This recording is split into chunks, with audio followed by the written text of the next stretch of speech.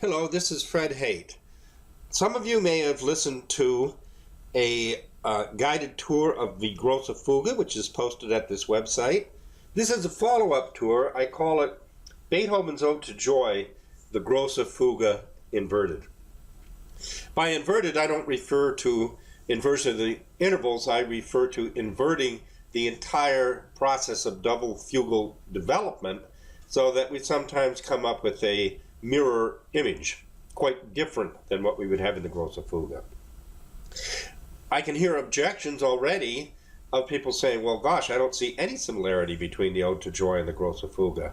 After all, the Grosse Fuge has it's arcane, it's obtuse, it has this first subject theme, which is almost impossible to sing, even harder to remember, not very pretty, and certainly will never be used as a song outside of the Grosse Fuge, whereas the Ode to Joy features one of the most beloved melodies of all time, the Ode to Joy. It's a hymn. It's in every hymn book in the world. It's an anthem. It's the anthem of the European Union. It's been in countless movies and television commercials. It's in every beginner book on how to play your instrument, no matter what instrument you might pick. It's in there. It's on your cell phone ringtone list, so it's easy to sing, it's easy to remember. So how could you compare the Grosse Fuge to the Ode to Joy? They seem to be so opposite. Well, this is where this mirror image question comes in. In preparation for this, I went back and reread an article that had moved me very deeply when it was first written in 1977. It was an article by Linda LaRouche called The Secret of Ludwig van Beethoven. I found one quote in that article which I had forgotten entirely. Quote, "In fact, the last movement of the ninth is properly viewed from the standpoint otherwise established by the Grosse Fuge. Although the last movement of the ninth is not the Grosse Fuge, it should be performed as if it were the Grosse Fuge for orchestra and voice." Well, that was a pleasant surprise, but here I was, I'd been thinking it was my idea. And upon rereading this, I remembered that, in fact, I first got the idea from Linda LaRouche. I thought what he said was fascinating. I decided to investigate it, and as I so often do, found out that what he said was true. But over the intervening 36 years, during which I continued to work on it, forgot the debt that I owed for the inspiration in the first place. Here's another interesting quote from that article by LaRouche. "The difficulty of the performances of the chorale movement of the Ninth Symphony begins with the fact that the orchestral aspect of performances, even under superior conductors, is by itself more or less satisfactorily real Beethoven. But even with qualified voices, the vocal parts are not. To make the point by stressing the worst case, one has the impression that the soloists and chorus are performing an anthem, while the orchestra is governed by a different generative principle, the orchestra being relatively correct in this aspect of the matter."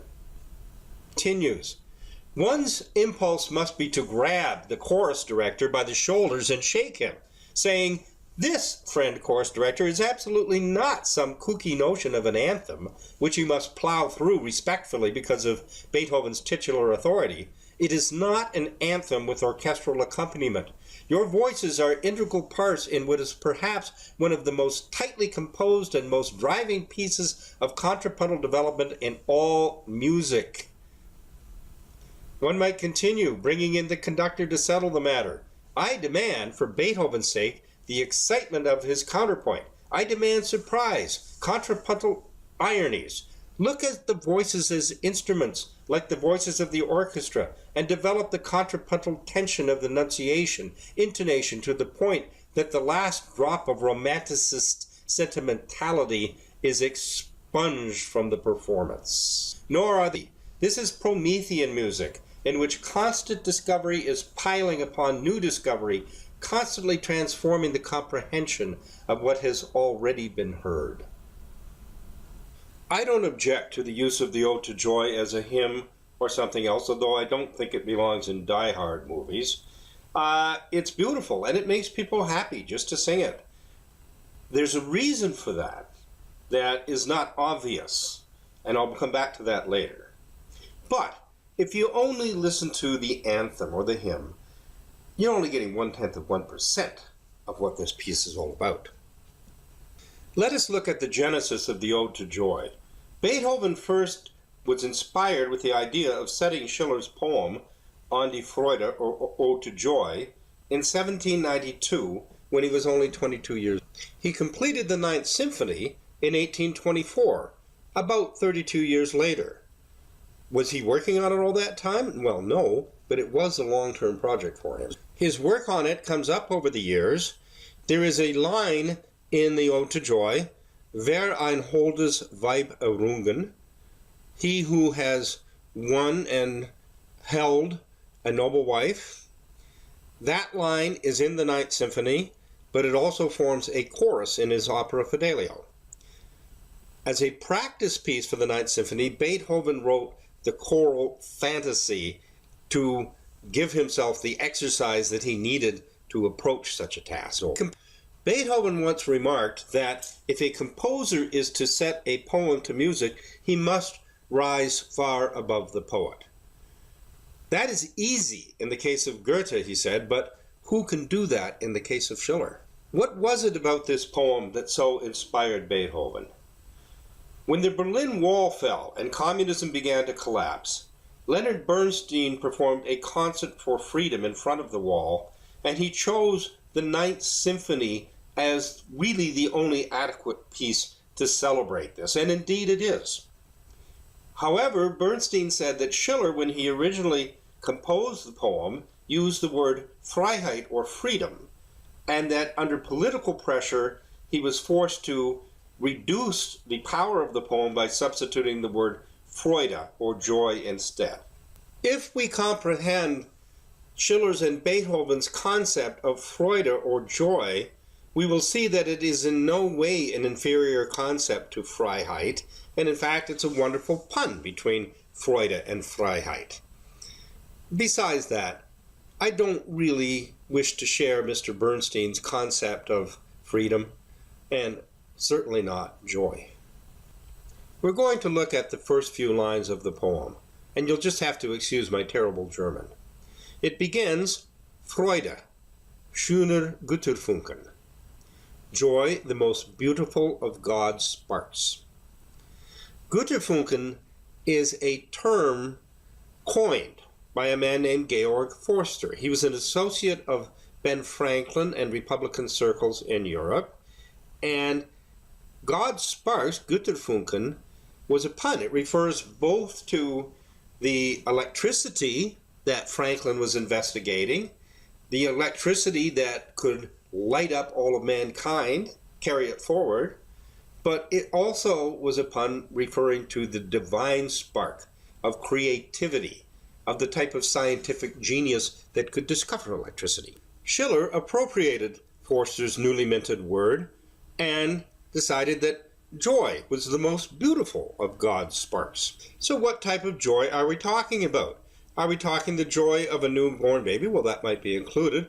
Are we talking about the joy of winning the lottery? Less likely. Are we talking about the joy that one finds in sordid forms of entertainment? I think not at all. There is, however, a form of joy that comes with scientific discovery, which is synonymous with agape, or love, the highest form of divine love. That love is the love of the Creator, but it is also the love of mankind as made in the image of the Creator. How are we made in the image of the Creator? What differentiates us from the animals? Among all of God's creations, only one, mankind, participates in the ongoing creation and makes creative discoveries that change the world, that change history. There is a type of joy that comes from that is unmatched by any lower form of pleasure. As for freedom, if you read Friedrich Schiller's aesthetic letters on the education of mankind, he is quite convinced that the only way we're ever going to achieve political freedom is precisely through fostering, nurturing, and developing precisely those cognitive capabilities for creative discovery among the population. And how does he see doing that? he sees it not only through art, but revolutionary improvements in works of art, which is what he's doing and certainly what Beethoven is doing with the Ninth Symphony. In that sense, joy and freedom do not seem so far apart. That's a long analysis for the first line of a poem. I promise to proceed a little more quickly. Freude, schöne Götterfunken, Tochter aus Elysium, daughter of Elysium. Elysium was the place where the Greeks thought that the noble and the brave went to live in the afterlife. Wir betreten Feuer trunken. We will be coming to you drunk with fire. There's two great words, Götterfunken and Feuer trunken. Drunk with fire, what are we drunk on? We're drunk on the fire, the sparks, the divine spark, the Götterfunken. So it's not really drunk in that sense. Himmlische dein Heiligtum. Holy One to thy temple. Deine Zauber binden wieder, was die Mode streng geteilt. Your magic will bind together what stern custom has separated, put asunder.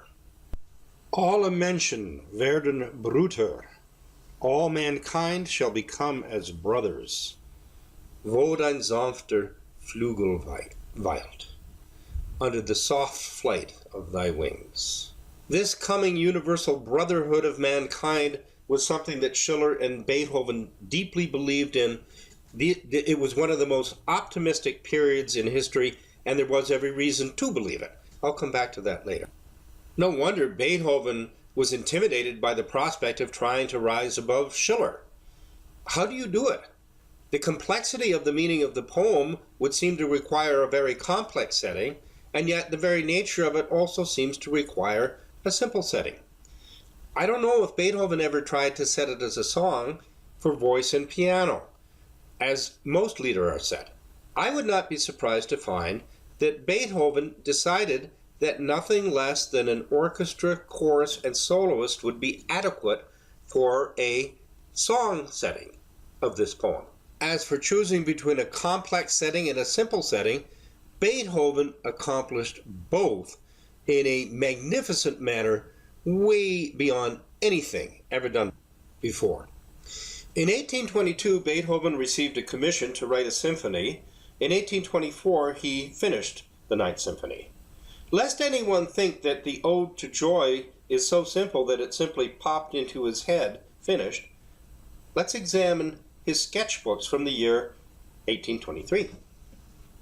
Beethoven's sketchbooks are an invaluable guide to his creative process, and he made many sketches for the Ninth Symphony. Here is one sketch for the words Freude, schöne Götterfunken, Tochter aus Elysium.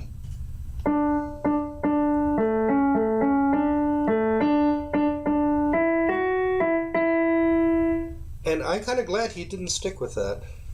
And here is a sketch for the entire song. You may notice that the middle part, Deine Zauber binden wieder, is very undeveloped compared to the finished version.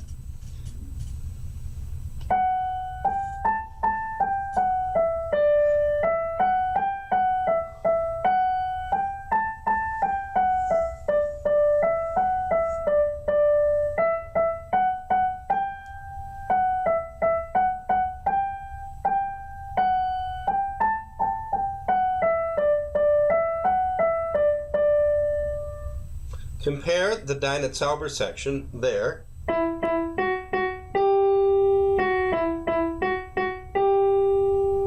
to the finished product.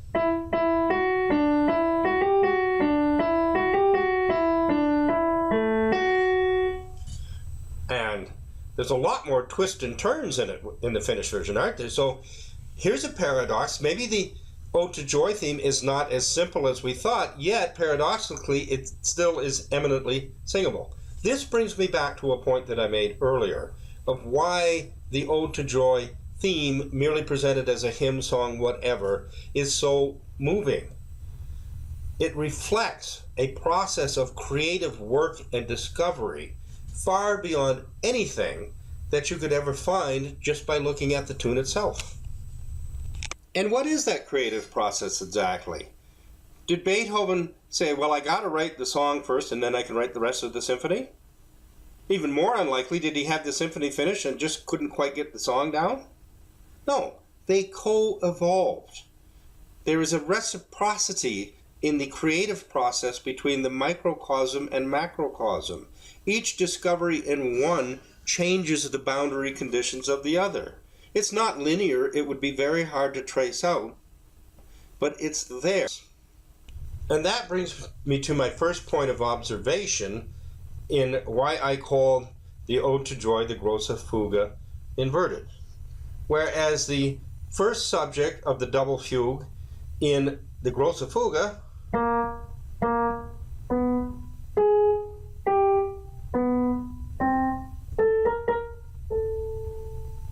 might seem very arcane, obtuse, and only for the cognoscenti and connoisseurs, certainly never going to become popular, certainly never going to be used in any other song. The first subject of the double fugue in the Ninth Symphony, which derives from the Ode to Joy theme, comes from one of the most popular, beloved songs in all of history. They seem opposite in many ways, but I hope I'm getting at something here in which we see the double fugal process behind both of them. Now, you might argue that because the Ninth Symphony is so much more accessible and so much more popular, the Japanese average 55 performances of the Ninth Symphony every New Year's. How long would it take to get 55 performances of the grosse Fuge? Thus, you might argue that because the Ninth Symphony is far more accessible and popular, that it's a better piece than the grosse Fuge. Well, I have to answer that with, number one, popular does not mean better, though there is something to be said for not reaching down to the masses and catering them at their own level, meeting them where they're at, as people sometimes say, but designing something so great as this, yet still has that capability for outreach to so many people. As well, the grosse Fuge is written a couple of years later and is a much more rigorously developed piece. Beethoven has increased his compositional powers over the time. And secondly, when you look at the entire fourth movement of the Ninth Symphony, it's very, very complex. It's double fugal after all. And in fact, there have been many prominent artists and critics throughout history who didn't find it very popular with themselves at all. Listen to what Leo Tolstoy, famous author of War and Peace, had to say about it in his article, What is Art? Quote, "Not only do I not see how the feelings transmitted by this work could unite people not specially trained to submit themselves to its complex hypnotism, but I am unable to imagine to myself a crowd of normal people who could understand anything of this long, confused, and artificial production, except short snatches which are lost in a sea of what is incomprehensible. And therefore, whether I like it or not, I am compelled to conclude that this work belongs to the rank of bad art." That's Leo Tolstoy from his What is Art? And even today we get people who object violently. Feminist music historian Susan McClary said of the first movement of the Ninth, quote, "The point of recapitulation in the first movement of the Ninth is one of the most horrifying moments in music, as the carefully prepared cadence is frustrated, damming up energy which finally explodes in the throttling, murderous rage of a rapist." Okay, what is it that has gotten these people's shirts into such a knot? Let's listen to a bit. But first I'll say that with most compositions, the composer presents the finished work, and it's your job, if you wish to understand what his creative discovery was, is to study the work in order to try to ascertain what his creative breakthrough actually was. And Beethoven, in his late works, begins several works with an introduction which is of an improvisatory nature. Those introductions are both designed to establish the musical geometry or space within which he will be working, such as the introduction to the Opus 111 Piano Sonata, but some of them are also designed to share with you the process of a creative discovery, to take the actual creative discovery and put that into music, which is something that no one had really done before. It's a great pedagogical tool, and it's something that he is sharing with his audiences. There's no place that I know of where he shares that the process of creative discovery with you as much as the introduction to the fourth movement of the Ninth Symphony. So let us listen to that introduction to the fourth movement of the Ninth Symphony, and as we go along, I will make a comparison of that with another such introduction, which is the introduction to the Grosse Fugue, which serves a similar purpose but works very, very differently. Here is the introduction to the fourth movement of the Ninth Symphony, as played by Wilhelm Furtwangler and the Berlin Philharmonic in 1954. And all further excerpts in this presentation will come from that same recording, except one which I will identify. As you listen, think about not ordinary everyday problem solving, but the type that requires you to generate some completely new knowledge.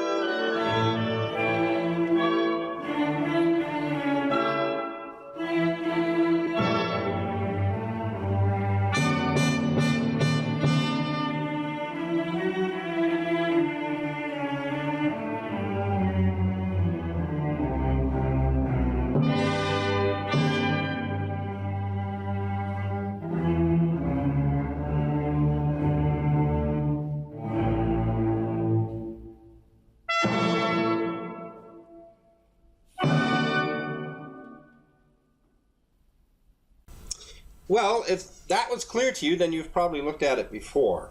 Let's go through it bit by bit. After that opening very pronounced dissonance, the cellos and double basses play a single line of music.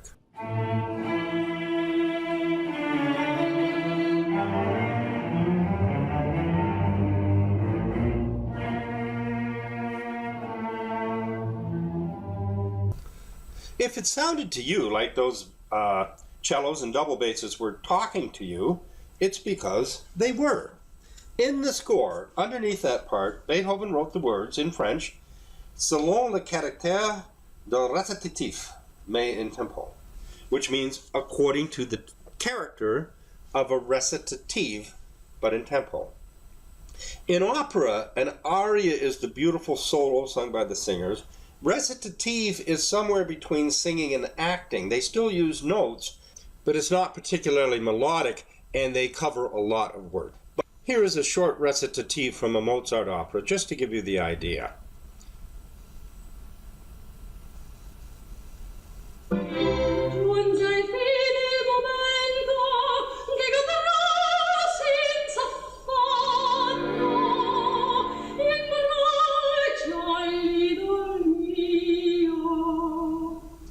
In the score, Beethoven does not have words underneath the recitative section, or rather recitative-like sections, except for that indication that I just cited.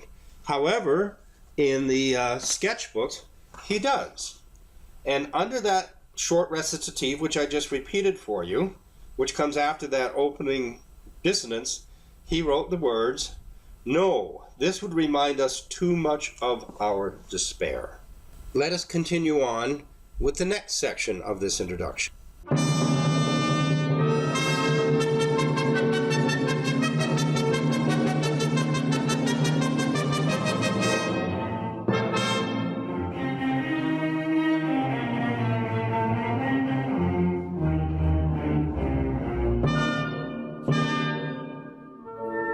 See if you can recognize what happens next.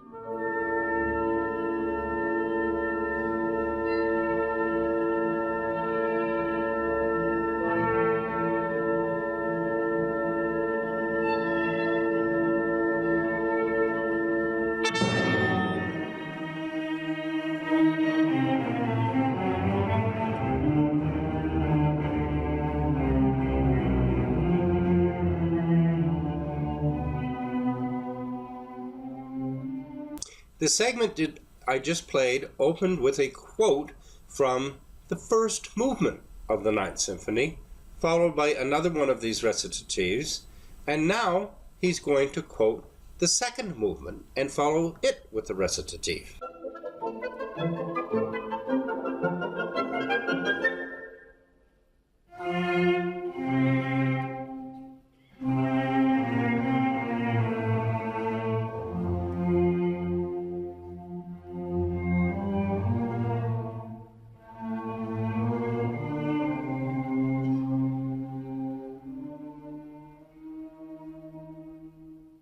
Under that last recitative in the sketchbook, Beethoven wrote the words, "Oh no, not this. Something else pleasing is what I ask." And can't you just hear the words "oh no" or "oh nein" in German on those first two notes? Next, Beethoven quotes the third movement of this same Ninth Symphony and follows that by a recitative.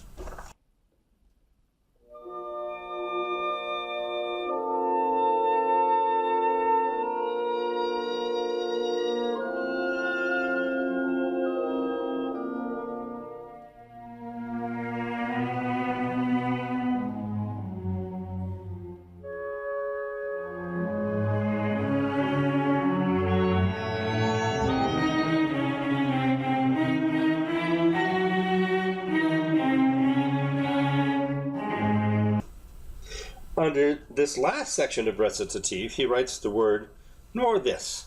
It is too tender. For something animated must we seek."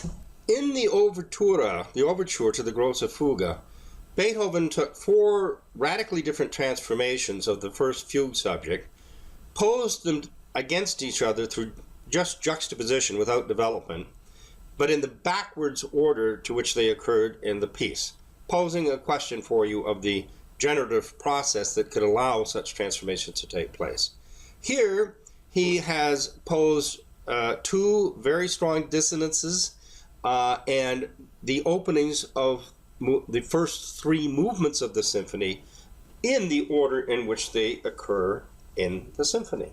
So again, the introductions to both the Grosse Fuge and the fourth movement of the ninth serve a similar kind of pedagogical purpose, but they are very, very different. And the certainly the introduction to the Grosse Fugue is much more compact.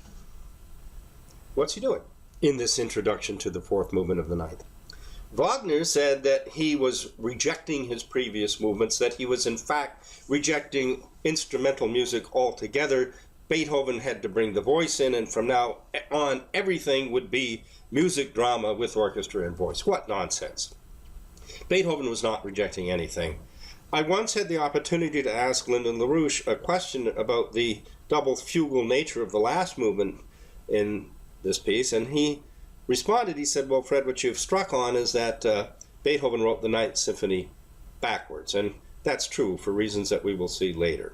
But that means that the first three movements are all part of the process of leading us towards this discovery. They're not something that he suddenly decided was inadequate and had to abandon. You have to remember that the order in which the composer presents the music is pedagogically designed for the listener. It's not necessarily the order in which he made the discoveries. But the introduction is not over. In fact, we are coming up to the main point. Beethoven has been examining the first three movements of his symphony. The recitatives in the basses address the inadequacy of each of these movements, as beautiful as they are, to address what's necessary. He has to create something new. And that's what he's sharing with you in this introduction. Something new in order to set Schiller to music, in order to capture the notion of joy that Schiller meant. That something new will require the introduction of voices into a symphony, which is something new. It's never been done before.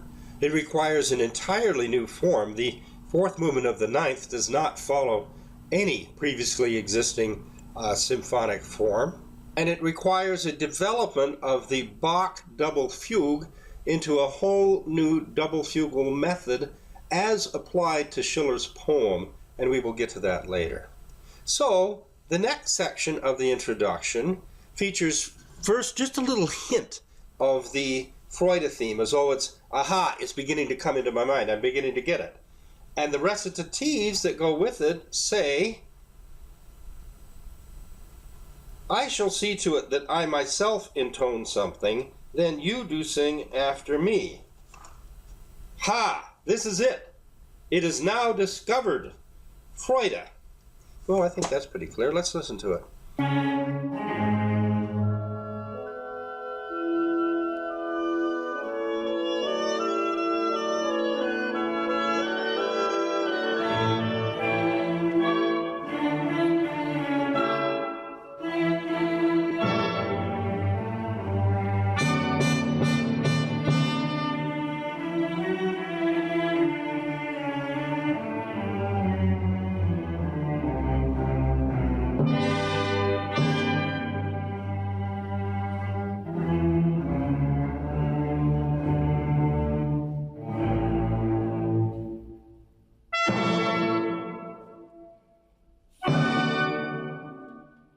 Okay, that was quite an introduction, over 3 minutes long, and certainly it's the audience. Put yourself in the shoes of the audience seeing this for the first time.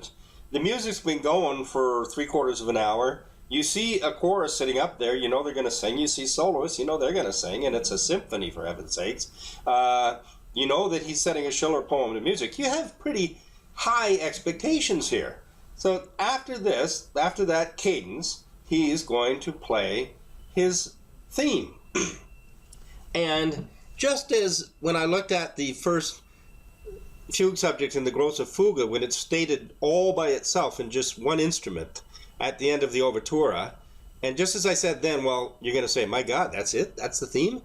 I listen to this as it's played just in one voice by the cellos and double basses, which are, of course, the instruments that have been carrying on the recitative-like dialogue on the creative discovery necessary, and announced in the last recitative-like section that they had made the discovery. Aha, this is it.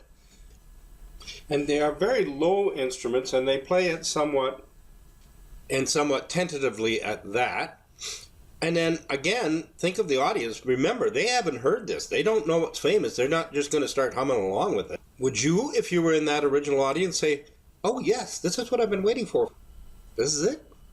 Although there is an element of play involved, Beethoven's audience would know the poem and would be able to tell that the melody they're listening to matched the words so familiar to them.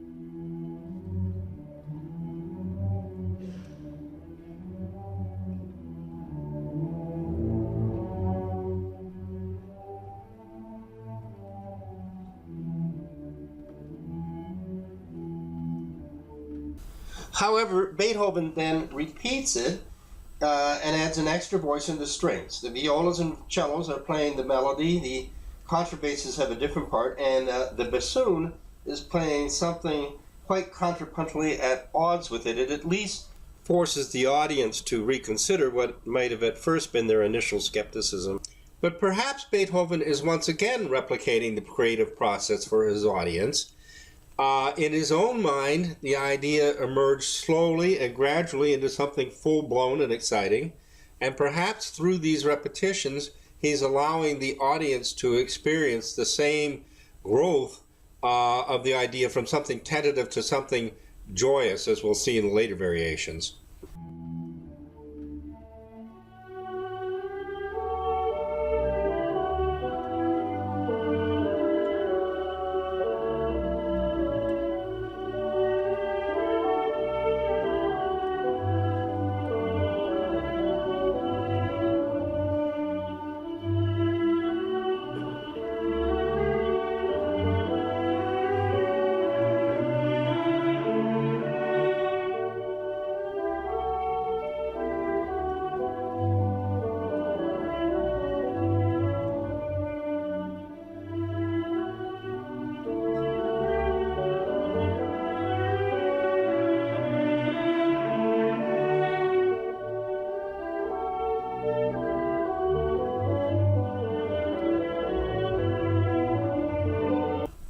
But then Beethoven repeats it again, this time in four voices. The contrabasses have a part, violas and cellos still playing the same thing, but the first and second violins have different parts, and the bassoon is still in there. And with this, Beethoven proves the beauty of his piece beyond the shadow of a doubt.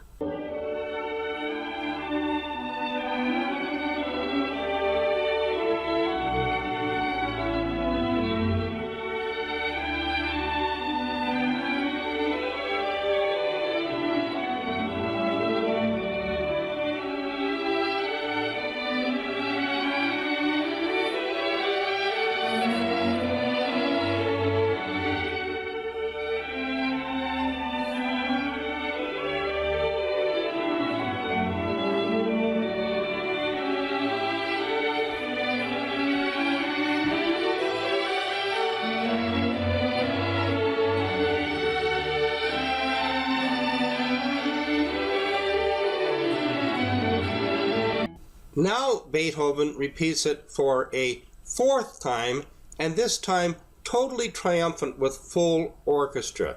Perhaps you can see now why I have the image that he has presented his new theme, his new idea, in a very simple form at first, so that one would really wonder if this was going to be the revolution that you were counting on, but also to let the idea slowly emerge in the mind, as it does, in fact, in the creative process. And it's only finally at this point that there's not the slightest doubt about it.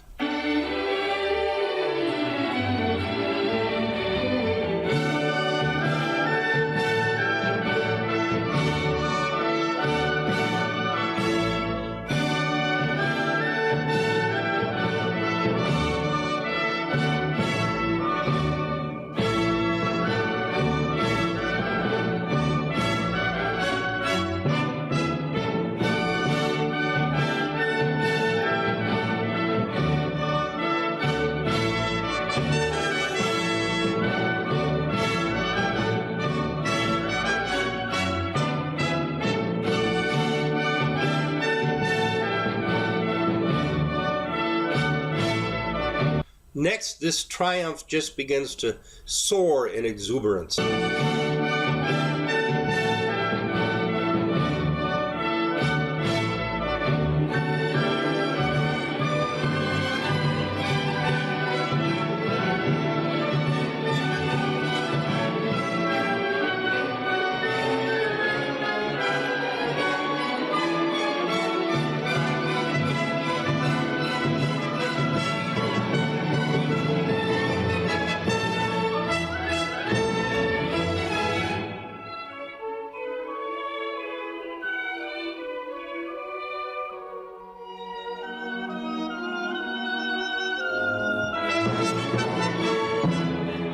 But then suddenly the whole process is ripped off by returning to the very opening beginning dissonance of the movement. Why?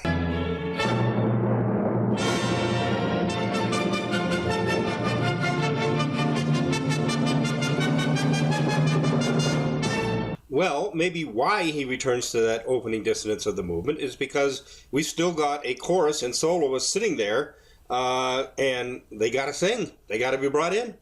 This time, rather than the recitative being carried by the cellos and contrabasses, it is sung by a baritone with word. And whereas all the rest of the text in the fourth movement is from Schiller's poem, these words are written by Beethoven himself, and they are translated as, "O friends, no more of these sounds. Let us sing more cheerful songs, more full of joy."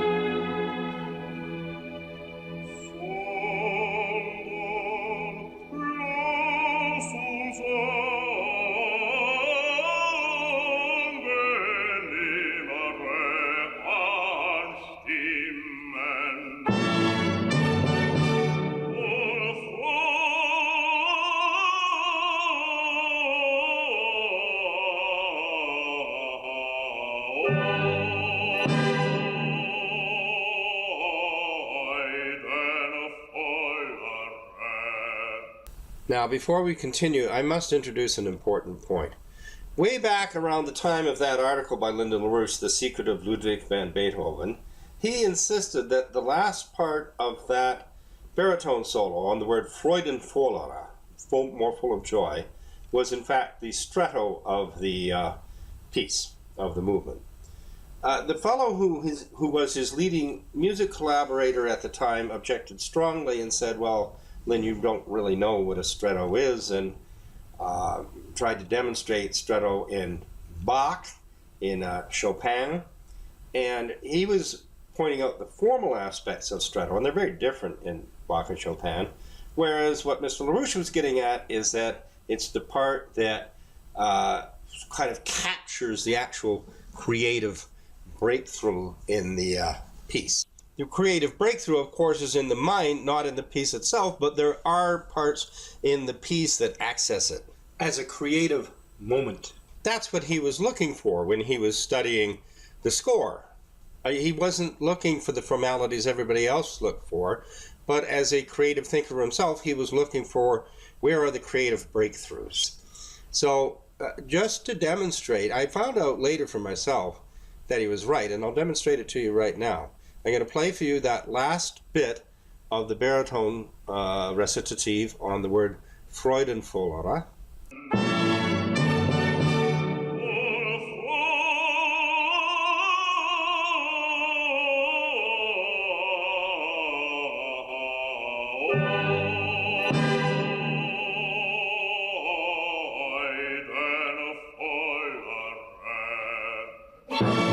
And now I'm going to play where we heard exactly the same notes in an earlier recitative played by the cellos.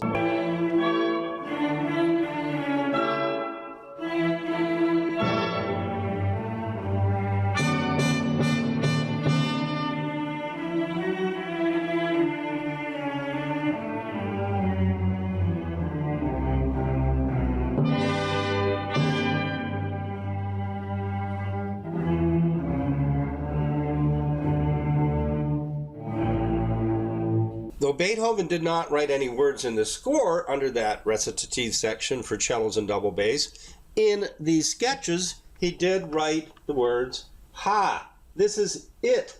It is now discovered! Freude!"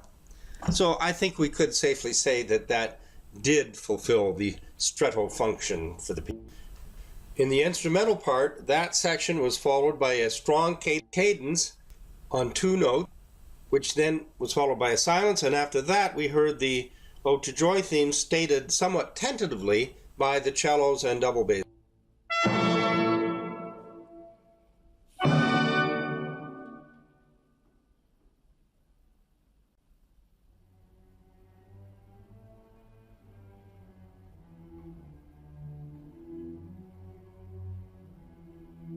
However, after the baritone recitative, which pretty much sings the same notes as what the cellos and double basses did, there's a very important thing that happens. We only hear the first note of the cadence, and between that and the entering of the Ode to Joy theme, which this time there's nothing tentative about it, there's a short exchange between the woodwinds, the baritone, and the bass voices of the chorus on the word Freude.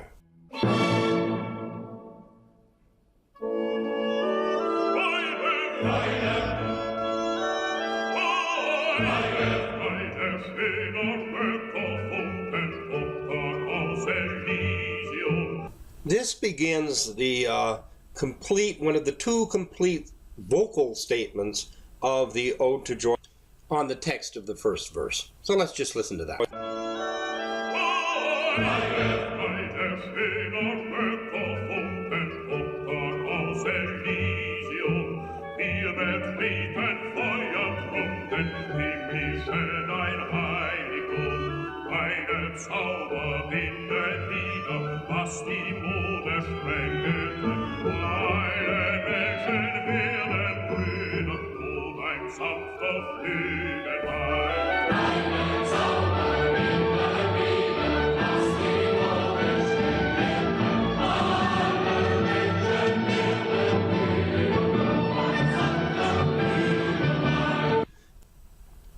Before we go on, in the instrumental opening, right after the end of the introduction, Beethoven stated his Ode to Joy theme and then proceeded with 3 different variations on it.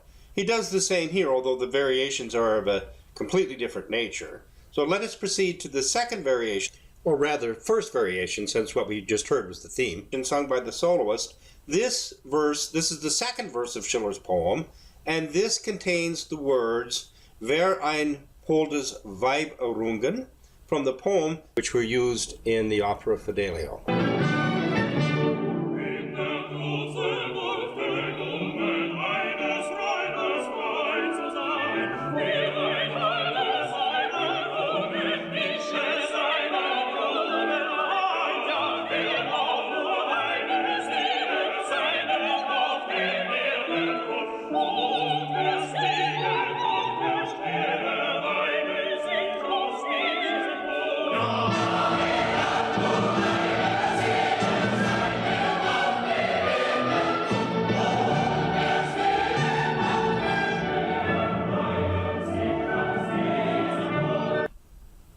Then another third variation, or rather second variation, on the third verse of Schiller's poem, but it ends with a total surprise and the introduction of something revolutionary, which we will take a look at when we get there.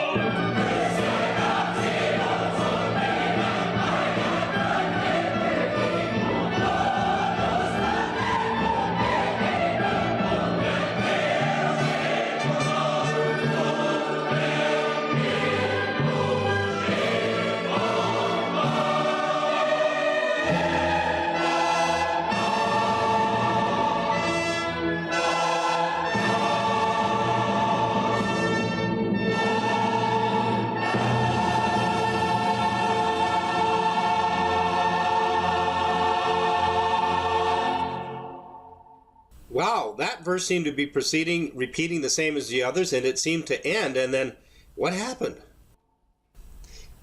This would be the right place to look at threads that run throughout the symphony as a whole, but I'm afraid that it would make the tour too long. It would probably take a good hour, and I'm afraid it also might be difficult to hear. So you're just going to have to trust me. This is one of the most integrated pieces of music in history, and it runs right from the first note of the first movement right through to the last note of the fourth movement. But maybe I will try one short comparison that I think is easier to hear, and by which we can at least hear that dramatic change on the last words foreshadowed earlier in the symphony. This is from the third movement, and pay special attention to the last two notes of each of these excerpts.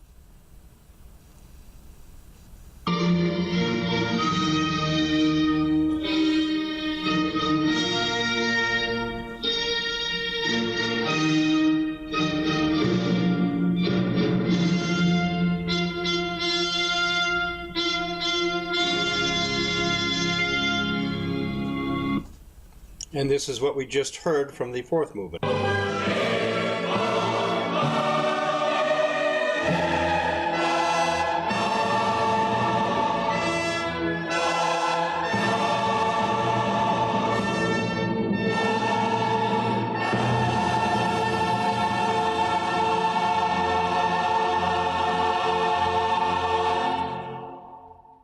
Now Beethoven introduces something new, unexpected, revolutionary. It's called the Turkish March. It seems to come as if out of nowhere. Let's just listen to a bit of that. Unexpected.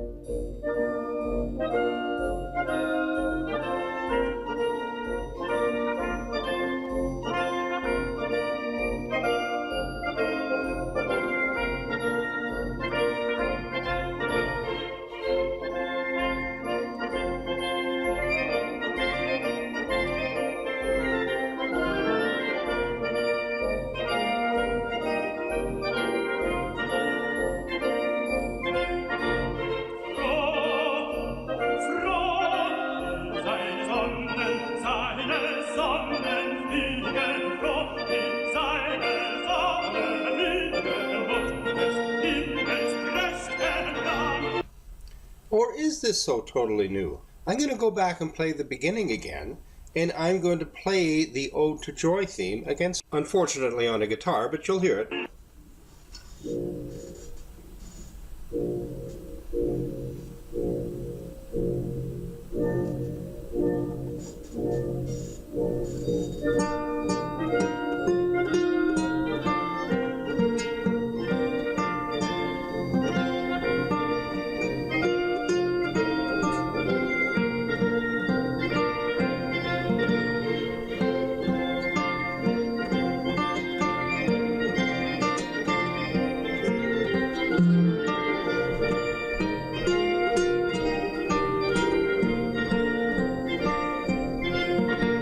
This is like the kind of transformations of a theme that we saw in the Grosse Fuge.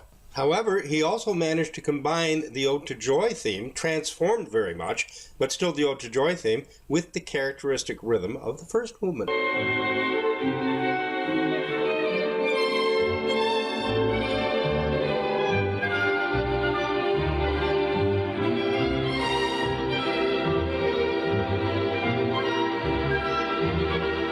Compare that quote from the first movement to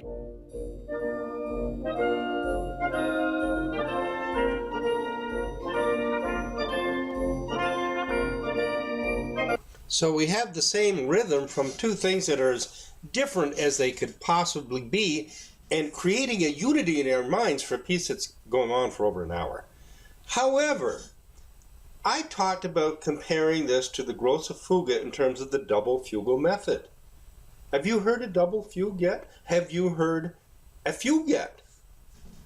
Beethoven ends this section with the orchestra.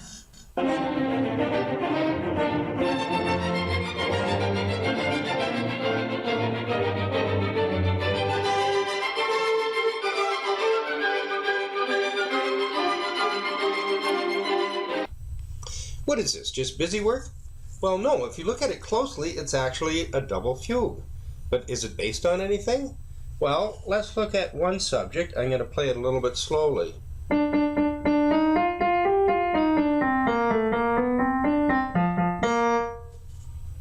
That's in the cellos, faster than that. But doesn't that remind you of something?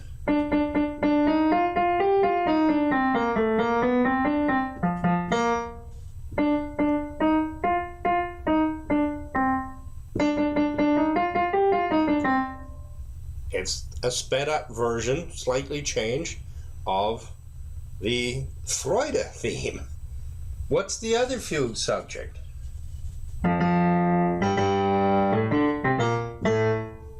Well, isn't that a changed version of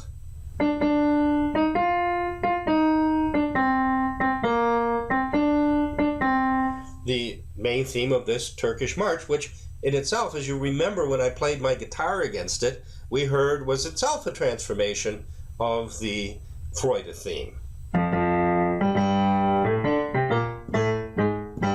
So we now have a double fugue with the Freude theme in a dialogue with itself, in a dialogue with the changes that have occurred in itself, in a fugue with itself in two very different transformed forms. That's amazing. But is that still what we're looking for in terms of the double fugal method? It is a double fugue, and it's worthy of the grosse Fuge, and the type of transformations that we have seen are of that order. But since the end of the introduction, everything that we have heard has been a transformation of the Freude theme, the Ode to Joy theme.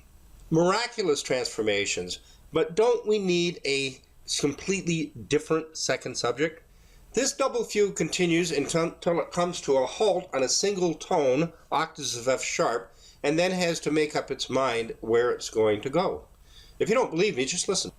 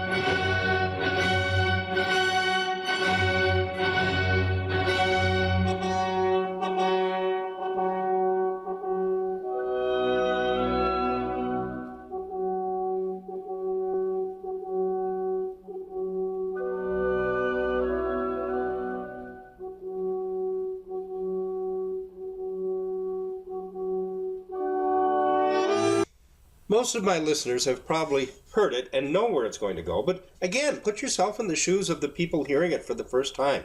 They've been through a lot of transformations, and it's a long time since they've heard the original Ode to Joy theme with the original first verse and stated as an entire song.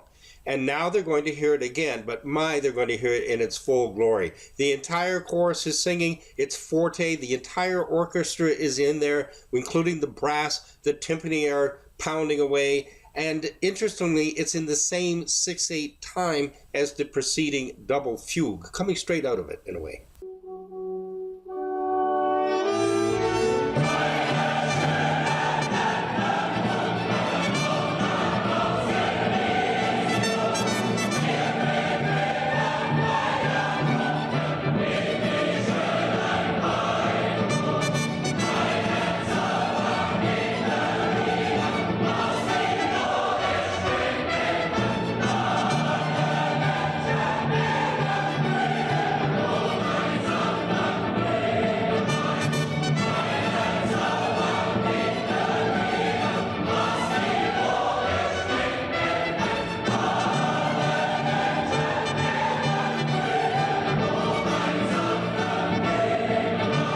magnificent.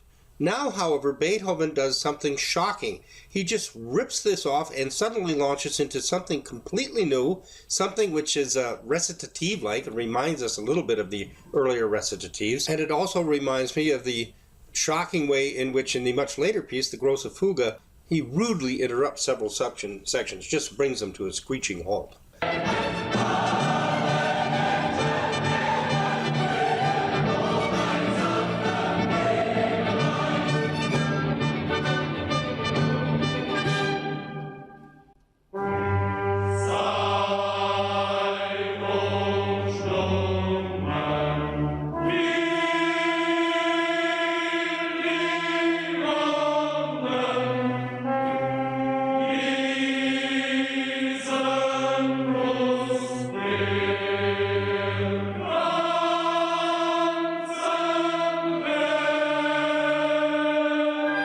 This is not another variation on the Freude theme, the Ode to Joy theme.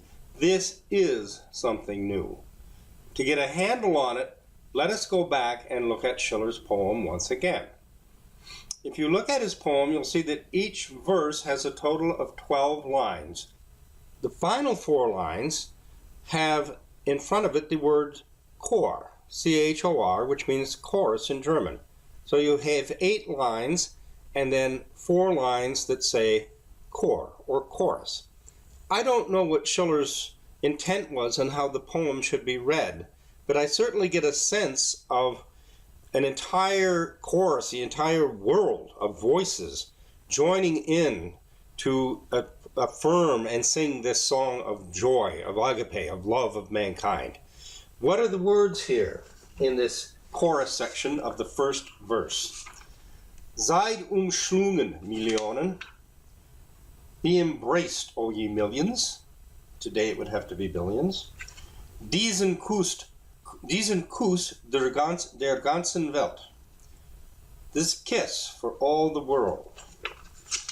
Brüder, über dem Sternenzelt. Brothers, above the field of stars, muss ein lieber Vater wohnen. Must a loving father dwell. Let's listen to just a bit of that.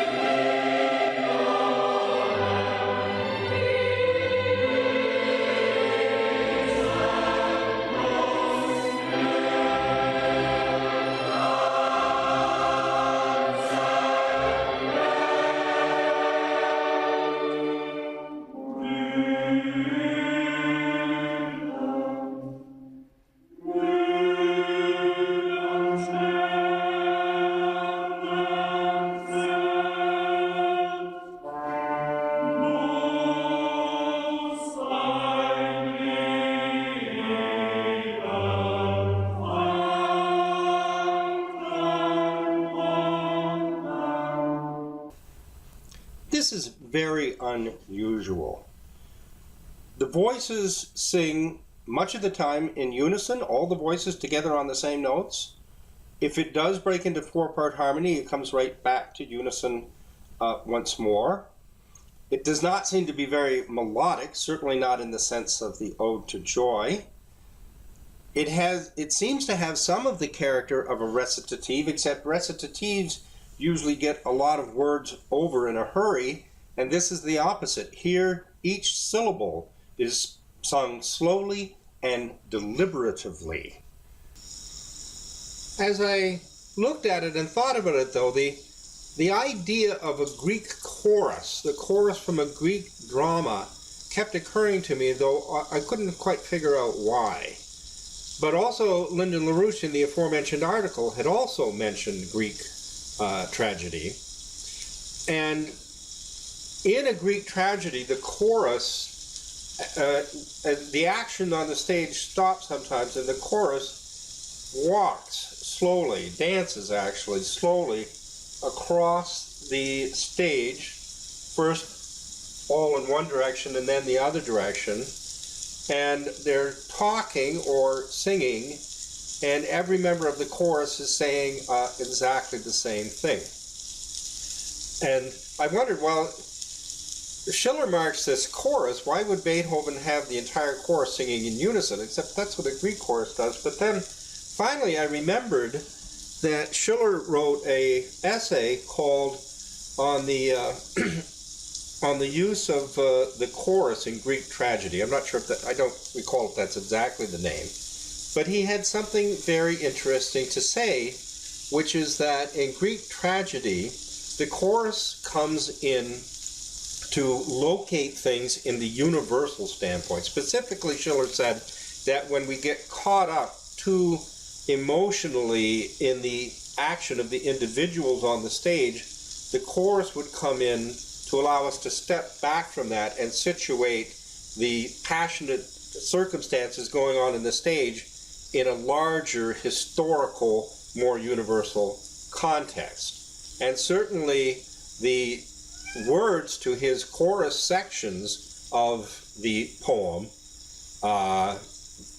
be embraced, O ye millions, do you feel him near, ye millions, certainly has that characteristic. So I'm thinking that in Schiller's poem, when he writes chorus, he doesn't mean, he means a chorus in the sense of the chorus in Greek tragedy. And in that sense, the meaning of the word chorus is different. It doesn't mean a chorus as we know today, as Beethoven employs in the symphony.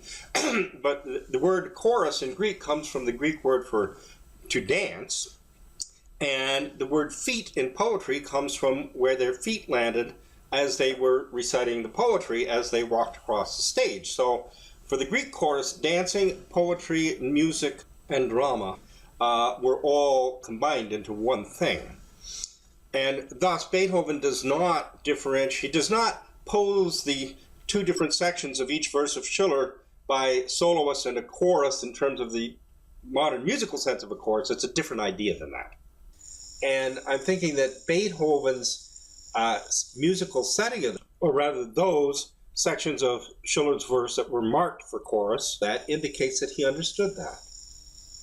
Shortly after, Beethoven sets the core section, that four-line choral section, from the second verse of Schiller's poem, rather the third verse. And these words go, Ihr stürzt nieder, Millionen. Do ye fall down, O ye millions?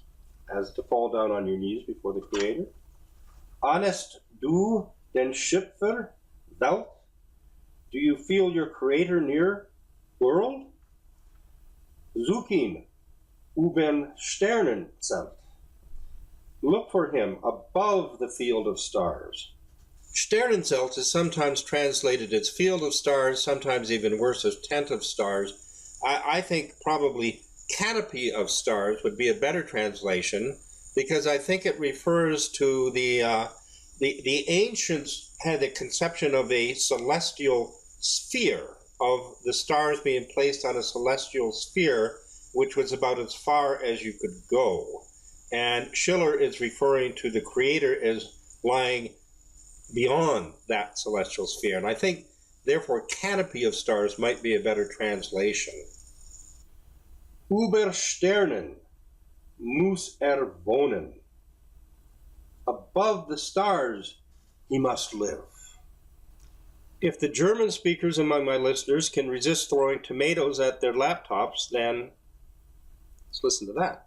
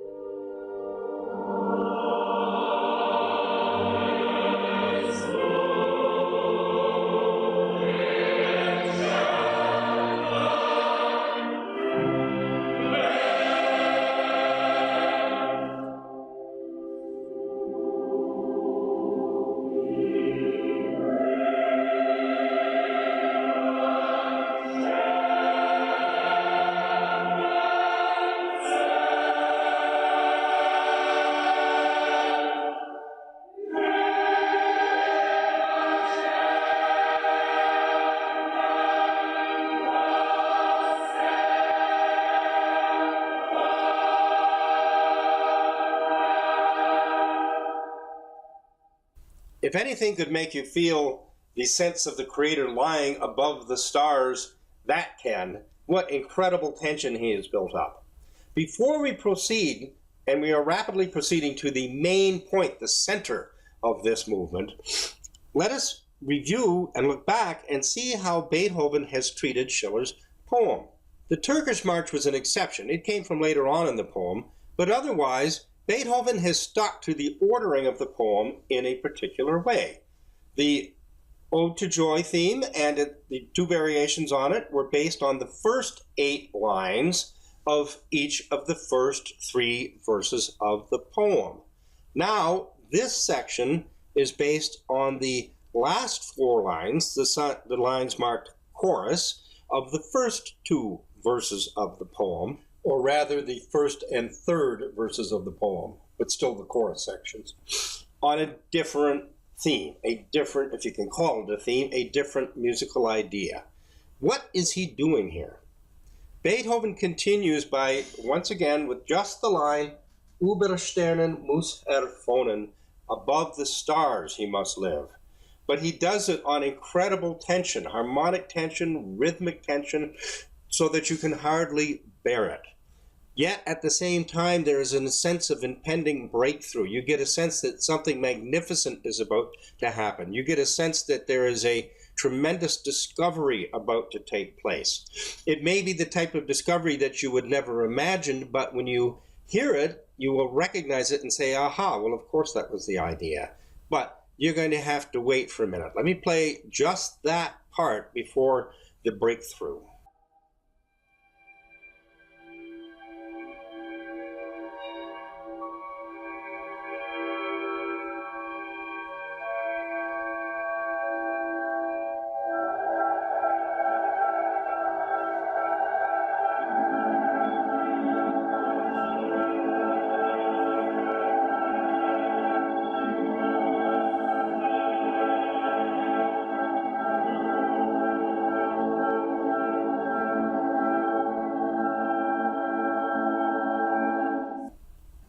This is followed by the heart and soul of the Ode to Joy, of the 4th movement of the 9th Symphony. By the very center and the core of it, the discovery from which Beethoven worked backwards to compose the rest of the symphony in order to lead up to this. It may surprise many that I do not regard the setting of the Ode to Joy theme as beautiful and as wonderful and as well known as it is, as the heart and soul, the central breakthrough. Is a breakthrough to discover that in the first place, but you'll find in a moment why this is. See if you can tell what you are listening to before I explain it to you.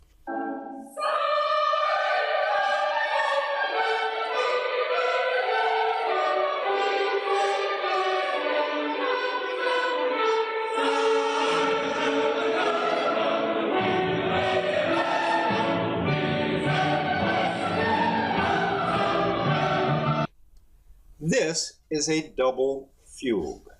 Let me trace it out for you. The sopranos enter with the following.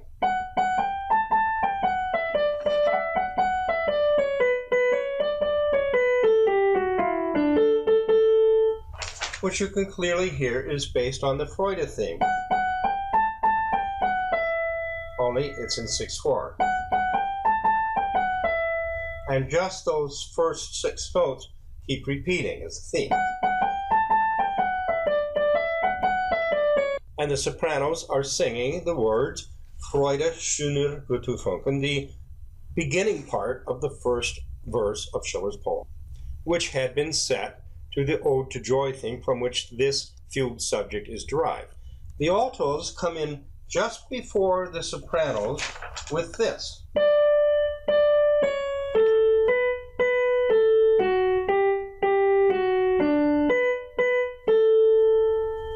And they're singing Seit umschlungen Millionen, diesen Kuss der ganzen Welt, the first line of the last part of the first verse of Schiller's poem, the first line of the part marked chorus. And we've heard those words set before, but surely that line that we just heard in the double fugue doesn't come out of this.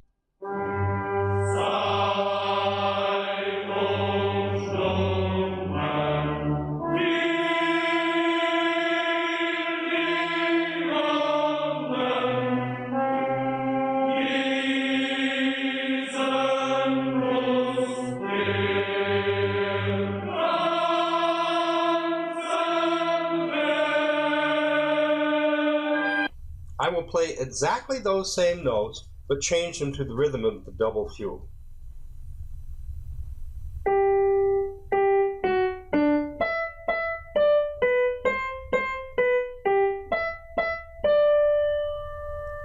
And then all I have to do is bring, that's the same notes, in different key, but the same notes.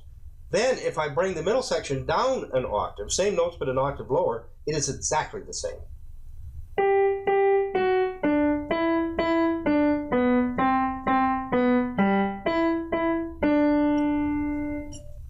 You may recall that the fugue proper, the double fugue proper in the grosse Fuge opened with the first fugue subject and the second fugue subject entering as a pair. So they began a development of a double fugue with a pair of subjects stated at the same time.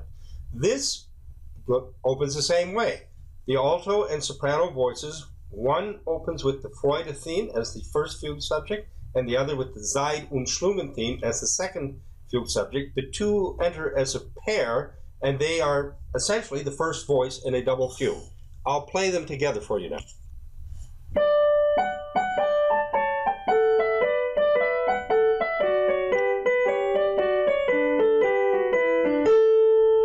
To remind you, the two fugue subjects in the grosse Fuge entered as a pair like this.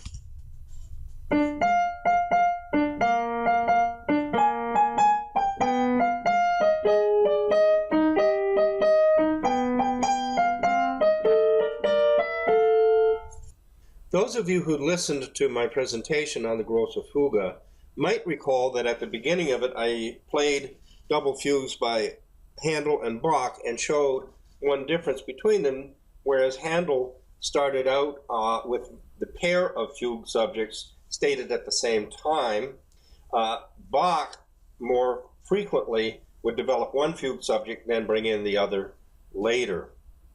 In his Art of the Fugue, his last work, what he often does, such as is in the unfinished quadruple fugue number 19, develop one fugue subject as a fugue, set it aside for a bit, develop a second fugue subject as a fugue, and then combine them into a double fugue and go on from there.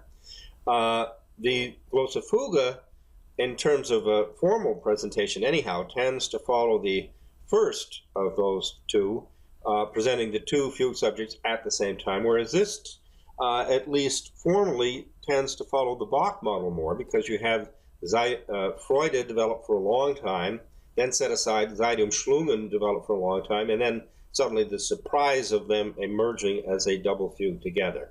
I wouldn't make too literal a mapping of that. I don't think Beethoven is really in one place favoring the Handel style and another the Bach approach. I think he's absorbed them both quite deeply and gone way beyond it. But that, again, that is one of these, what I call the inverted qualities of the double fugal process between the grosse Fuge and the Ninth Symphony. Again, the grosse Fuge, after the overture, begins with the pair of fugue subjects stated immediately at the same time, whereas in the Ninth Symphony they develop separately, and we get a wonderful surprise when they combine into a double fugue towards the end of the piece, which is another way that perhaps the grosse Fuge and the fourth movement of the Ninth may have a mirror image sort of relation.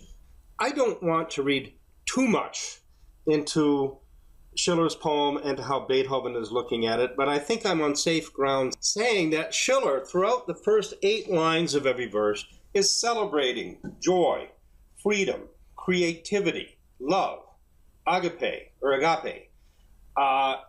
which occurs in the individual. But at the end of each verse, in the 4 lines marked chorus, he has the entire world, the universe, come in to join and celebrate that for all humanity. And as I said before, very much fulfilling Schiller's idea of the function of the chorus in a Greek tragedy, although the principle does not need to be limited to tragedy. And it's the constant interplay between those 8 lines and the section marked chorus, which is the play between the universality and the individual that Schiller has.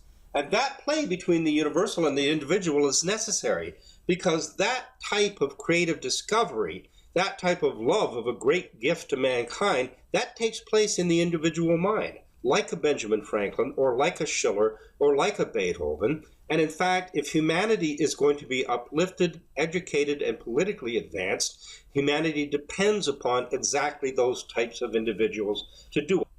And there is a reciprocity involved. Society must nurture and encourage the development of that creative divine spark in each and every individual so that it may have the type of individuals that it depends upon to survive. Those individuals, on the other hand, only develop that kind, only take those types of creative abilities to their height by contributing to the advancement and furtherment of society as a whole. So that interplay between the universal and the discrete is absolutely necessary. But whereas Schiller obtains it through the constant interplay between the 8-line sections and the chorus sections, Beethoven does it through a great double fugue, one theme based on the 8 lines and another theme based on the chorus section of the verse. And that is something a poem cannot do. Remember the quote I said earlier when Beethoven said that in order to set a poem to music, the musician must lift himself above the poet? That's not an ego thing. That's because music as a language is capable of doing that and has to do that. Otherwise, the poem would suffice. And Beethoven succeeds in this way in taking Schiller further than Schiller could have gone with verse. And I will submit to you that the form of the fourth movement of the Ninth Symphony, which the best anybody can do to describe it is free fantasy form. They don't have anything else to describe it. But that form actually derives from Schiller's poem. And Beethoven seeing the double fugal implications of the poem, as his seeing the double fugue as the way to achieve in music that type of back and forth between individuality and all of humanity that Schiller expresses in the poem. Since this double fugue is the heart and core and the creative breakthrough of the entire Ninth Symphony, I will play it for you in its entirety, but let it be preceded once again by that moment of tension.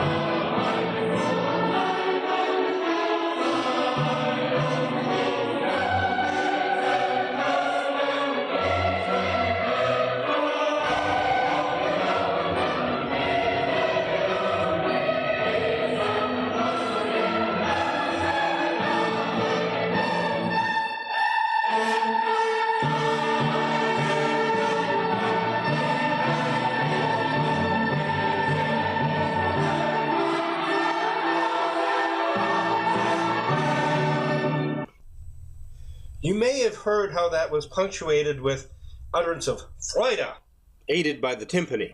Freude, on the interval of the fifth, or its inversion, the fourth. Freude, that may remind you of the very opening of the vocal part, when you had that little quick dialogue between the baritone and the basses. Freude, Freude, Freude, Freude. That interval of the fifth or fourth, and the ambiguity that it involves. The double fugue occurs a couple of times also on the notes E and A. Freude, Freude has been key throughout the symphony, right from the very opening.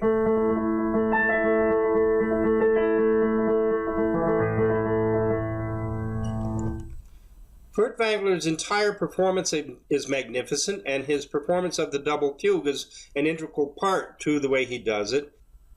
And though I do believe his double fugue is the best and his overall performance is head and shoulders above anything else, I do think, though, sometimes that you can hear a little more in the double fugue when it's done slower.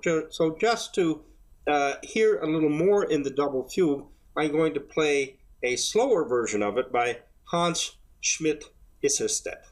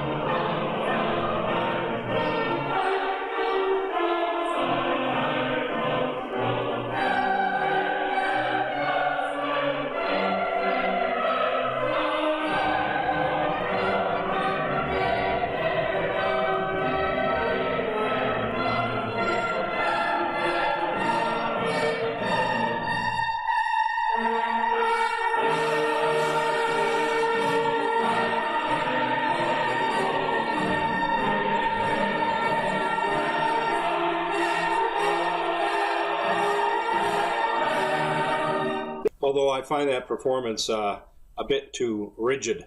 Beethoven follows the fugue with the setting of the last four lines of the second verse, the one we discussed before that starts, ihr stürzt nieder, and is roughly translated as, do you fall on your knees before him, O ye millions? Do you feel the presence of your Maker near?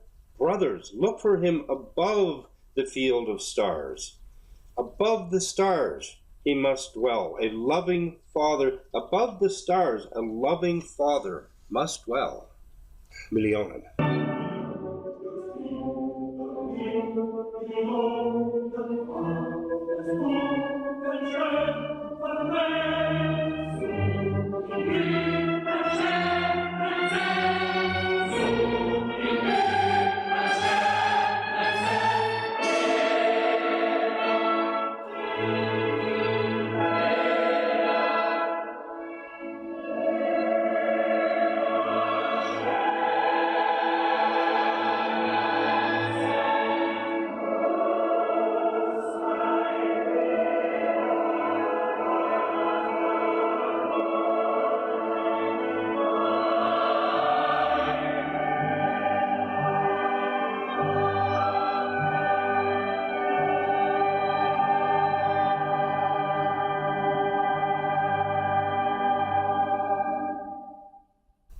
The last part of the fourth movement of the Ninth Symphony reminds me of the Grosse Fuge in a certain way. After the key breakthrough in the Grosse Fuge, where the two fugue subjects which clash so violently sing so beautifully together, the piece proceeds playfully and happily with many, many short segments just succeeding one another till the end, which is a great success. The end, that is. The same thing happens here. After this, we have a lot of short segments which are very playful, and the whole ending of it has a victorious quality to it.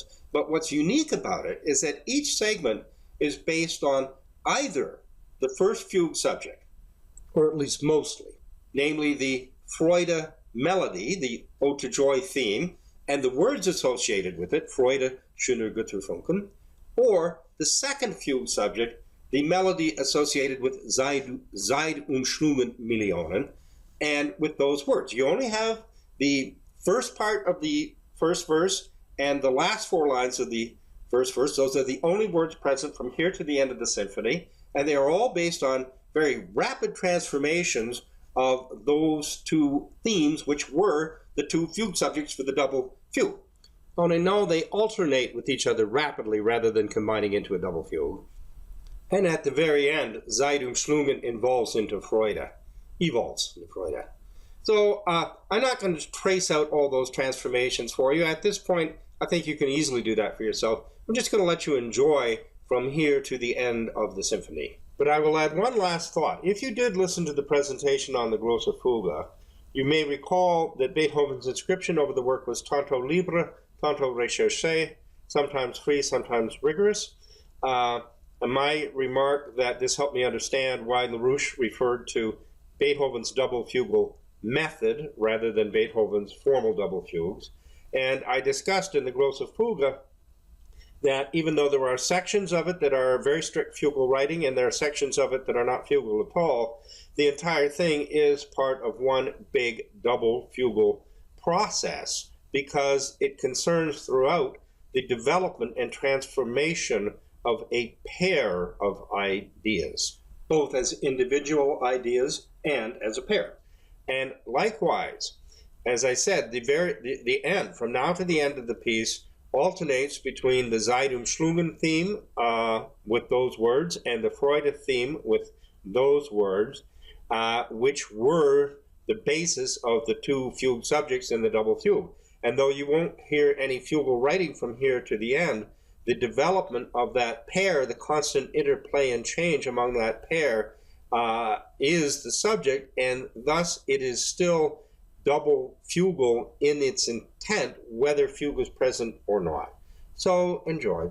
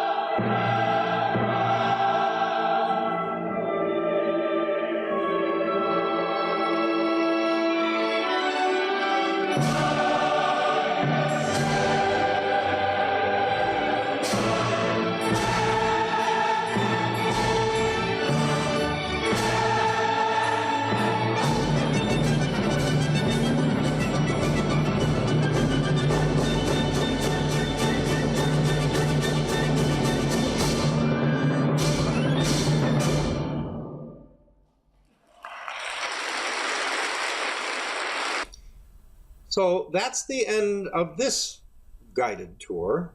Once again, I count on my astute listeners to have heard many things that I didn't mention, probably heard many things that I missed, to have all kinds of insights into other pieces, and to have their curiosity piqued. If you wish, Beethoven's fugal and double fugal writing is all over his late works, but if you wish to investigate two monumental double fugal pieces, besides the Grosse Fuge and the fourth movement of the ninth, then check out the fourth movement of his piano sonata, opus 106, the Hammerklavier, and check out the very ending of the Credo from his Missa Solemnis. It's on the words, Et vitam venturi seculi, the life of the world to come, which forms one fugue subject, and Amen, which forms the other fugue subject. And with that, I'll say Amen and good night, and thank you for listening.